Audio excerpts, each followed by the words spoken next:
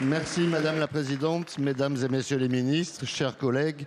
Ma question s'adresse au ministre de l'Intérieur, Monsieur Laurent Nunez. Le concert prévu le 31 décembre sur les Champs-Élysées a été annulé ou déprogrammé. La question que le groupe UDR et de nombreux Français se posent, c'est pourquoi ? Y a-t-il un lien avec le match de foot du 31 décembre entre l'Algérie et la Guinée ?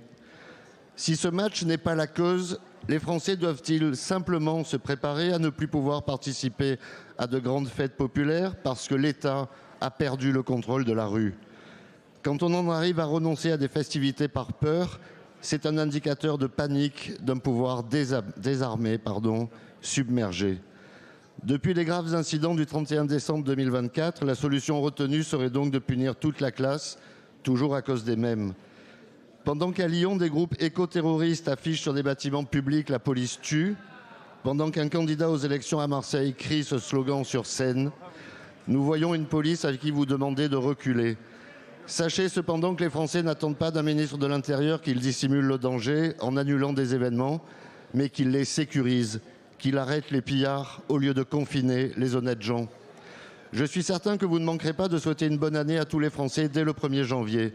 Mais chaque année est pire que la précédente et moins pire que la suivante. Souhaiter, c'est bien, agir, c'est mieux. Alors, Monsieur le Ministre, pouvez-vous nous garantir à la représentation nationale que le concert du 31 décembre aura bien lieu ? Pouvez-vous assurer la sécurité des Français et du Nouvel An à Paris comme ailleurs ? Je vous remercie. Merci beaucoup, Monsieur le député. La parole est à Monsieur Laurent Nunez, ministre de l'Intérieur.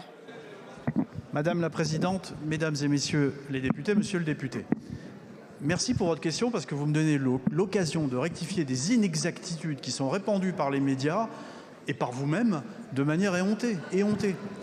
Le 31 décembre 2024, sur les Champs-Élysées, vous voyez les incidents, moi je ne les ai pas vus, pardon.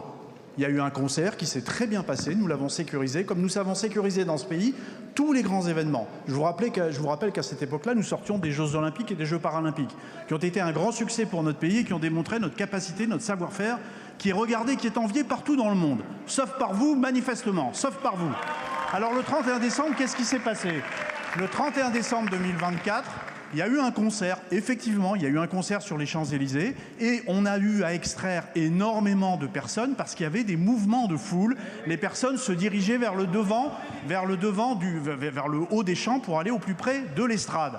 La conclusion qui en a été tirée par le préfet de police de l'époque, qui est devant vous, ça a été d'écrire immédiatement à Madame Hidalgo, la maire de Paris, pour lui dire l'année prochaine, on ne refera pas de concert. Les Champs-Élysées ne se prêtent pas à l'organisation d'un concert pour des raisons de mouvement de foule. Et simplement pour des raisons de mouvement de foule.